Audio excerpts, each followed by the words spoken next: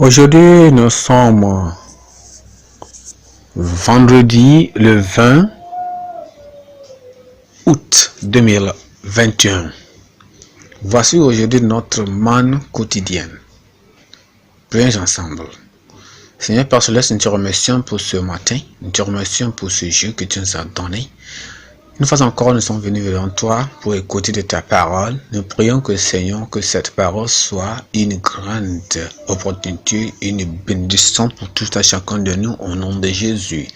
Bénis-nous et ouvre la porte à nous et aide-nous, Seigneur, que nous ne sommes pas seulement des écouteurs, mais Seigneur, que nous sommes des gens qui vont écouter ta parole et marcher sur cette parole au nom de Jésus.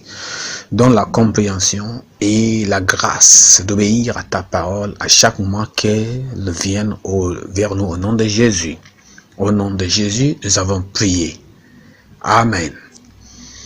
Ce matin, nous considérons un thème qui est intitulé « Dieu exige la justice ». Dieu exige la justice. Nous voyons encore notre texte dans le livre de Psaume 82, Psaume chapitre 82, le verset 1 à 7. Il dit, Psaume d'Asaph, Dieu se tient dans les assemblées de Dieu, il juge au milieu de Dieu.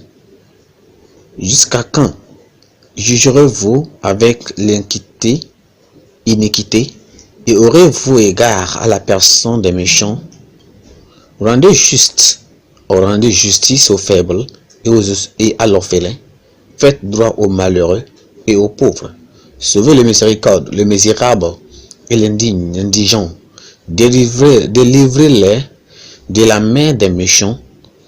Ils n'ont ni savoir ni l'intelligence. Ils marchent dans les ténèbres. Tous les fondements de la terre sont inébranlés. J'avais dit, vous êtes des dieux. Vous êtes tous des fils du Très-Haut. Cependant, vous mourrez comme des hommes. Vous tomberez comme un prince quelconque. Amen. Alors, quand je disais ici, nous considérons notre verset à mémoriser, c'est à partir du verset 2. À partir du verset 2 qui dit, jusqu'à quand jugerez-vous avec l'iniquité et aurez-vous égard à la personne des méchants? La personne des méchants. Accepter la personne des méchants. Il y avait un frère chrétien ancien, magistrat du tribunal, que j'ai rencontré, qui a raconté une expérience, ou bien son expérience, qu'il ne veut jamais oublier, qu'il a vécu alors qu'il était encore à la magistrature. Un de ses cousins a déjà été traduit par son tribunal, par la police, pour une accusation de meurtre, passible de la peine de la mort ou de mort.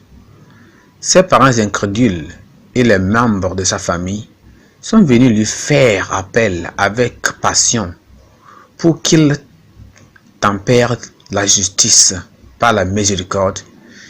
Il a dit qu'il avait individuellement prêché au jeune homme et l'avait conseillé, mais il est resté récalcitrant. Vous voyez?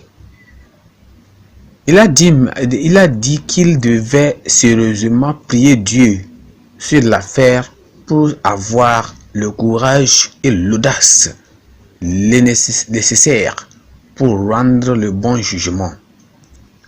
Le magistrat à la retraite a déclaré que, conformément à la loi, il avait condamné son cousin à mort par pendaison au milieu de la condamnation et la diffamation de la famille et des amis. Dans le passage que nous venons de lire ici aujourd'hui, nous voyons que le psalmiste ici a réclamé justice dans le pays. Il avait de la partialité, ou il y avait de la partialité dans le jugement dans le pays. Les pauvres et les orphelins ont été trompés. Les droits ont été imprudemment et avec force est enlevé ou bien volé, et les méchants ont été injustement justifiés, oui, et justifiés par le jugement. Le psalmiste ici devrait déplorer que les hommes n'aient pas suivi le modèle de Dieu, qui juge sans respect des personnes. Il ne prend jamais le pot de vin pour parvenir à la justice. Ou bien il ne prend jamais les sous il ne prend jamais les sous de table avant de parvenir à la justice. Le terme Dieu dans le verset 2 ici dit, dans notre texte ici, désigne le peuple, les gens, les leaders, les dirigeants que Dieu a placés à des positions élevées d'autorité pour l'administrer, la justice dans la communauté, dans des hommes, dans le pays. La position est élevée. La position élevée des dirigeants et de ceux qui détiennent l'autorité, qui ont abusé de leur fonction, ne les protège non plus le jugement impartial de Dieu. C'est parce que Dieu est le juge suprême et juste de toute la terre. Tant que le cadre profane que spirituel, Dieu exige la justice et l'équité parmi les dirigeants. Les gens et les juges ne devraient pas donner ou recevoir les sous de table pour parvenir à la justice, parce que le juge suprême surveille tout ce qu'ils font. Rien, personne ne doit pas, parce que à cause de leur position, à cause de là où ils sont, Dieu les a donné une position, Dieu les a donné un lieu à rester. C'est pour qu'ils soient des leaders, pour qu'ils protègent le peuple. Ils sont élus, ils sont dans des positions pour qu'ils puissent protéger le peuple et diriger le peuple sur la justice.